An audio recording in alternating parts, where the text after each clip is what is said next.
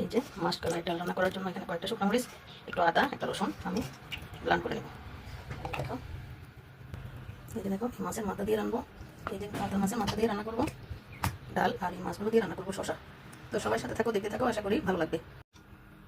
দিয়ে দিচ্ছি লবণ,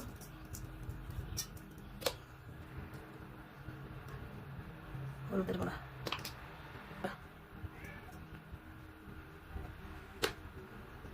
সব কিছু দিয়ে আমি এখন এটাকে মেখে নেব।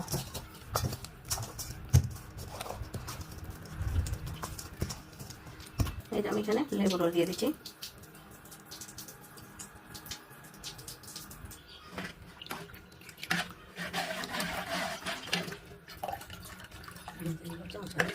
এভাবে নাড়তে থাকবো, সব পানির সাথে গলে যাবে। আর এখন যদি চুলা জ্বালিয়ে দিই তাহলে এটা চাকা চাকা হয়ে যাবে।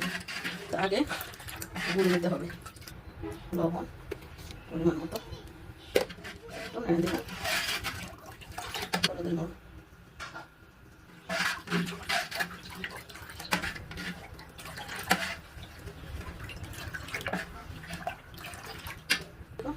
এই যে আদা, রসুন আর শুকনো মরিচ ব্লেন্ড করে রাখা।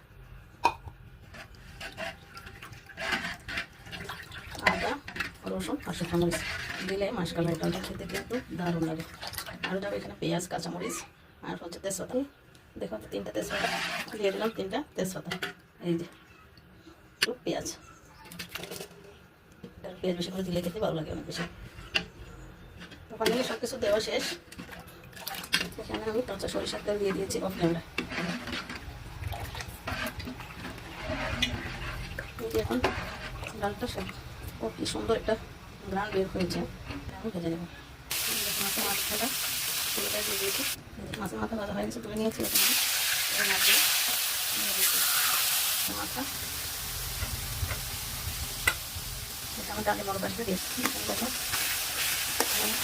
মাছ বড় বড় করে কেটেছি, এগুলো ভাজি করে নেবো। ভাজি করে নেবো, তারপরে আমাদের পাশে সবগুলো মাছ ভাজি করে শসা দিয়ে রান্না করবো।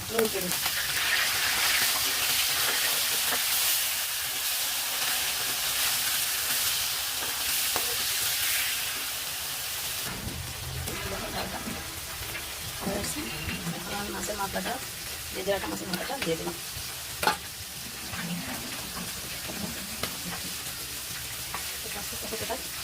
এই দিকে দিয়েছি, যে তেলে মাছ ভাজি করেছি ওই তেলে দিয়ে দিয়েছি আমি শসা আর আলু।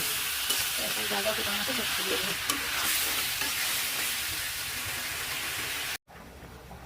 4-5টা কাঁচামরিচ দিয়ে দিয়েছি। এই যে এখন ধনিয়া পাতা দিয়ে নামিয়ে নেব। আমি কিন্তু